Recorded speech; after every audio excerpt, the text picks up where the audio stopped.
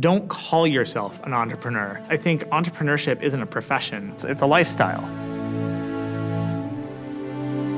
You're a person who really likes building products, probably. You're a person who's very quirky and curious, affecting millions of lives, inventing a new technology, doing something that no one else has done before, shocking the world. The condition of entrepreneurship is just being a little insane. That's what makes us, what was it, a club of crazies?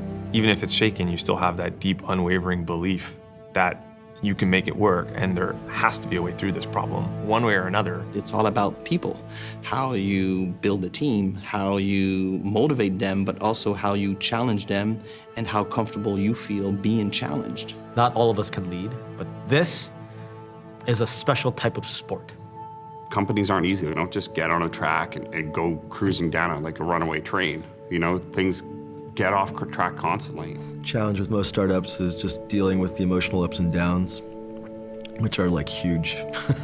I don't think you have to be great at everything. I think you have to understand your strengths and weakness and optimize for the things that you're really, kind of specially suited for. The first year or two when you're bootstrapping, but it's only you and a few founders, and it can basically break apart all the time. It's like having a kid. Like you need to give them freedom, and you need to trust them, and you need to trust the company, but you worry all the time.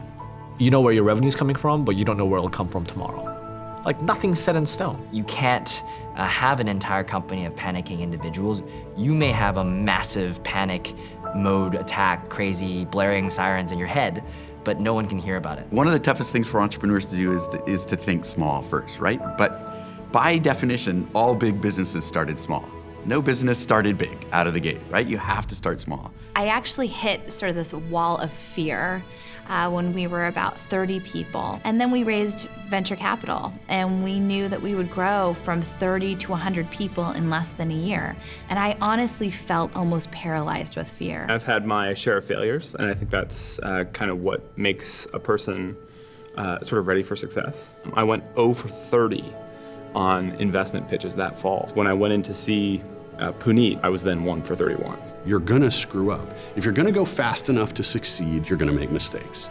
If you're not making mistakes, you're going too slow, you'll never win. And it's all about how you deal with those mistakes, that's the key.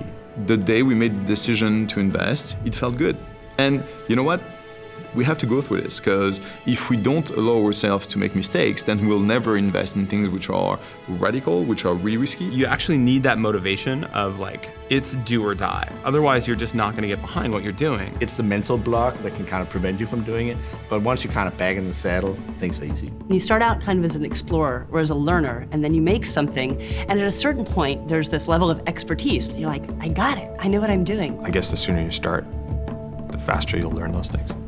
I would advise any entrepreneur, whether seasoned or not, to really experience the amplitude, the brazen bravado that you have to be able to push something new in the world, and the deep, grounded humility that says, this could really screw up. So be brazen, but don't be arrogant, and be humble, but don't be timid. I would tell them, don't be an entrepreneur because your dad is an entrepreneur.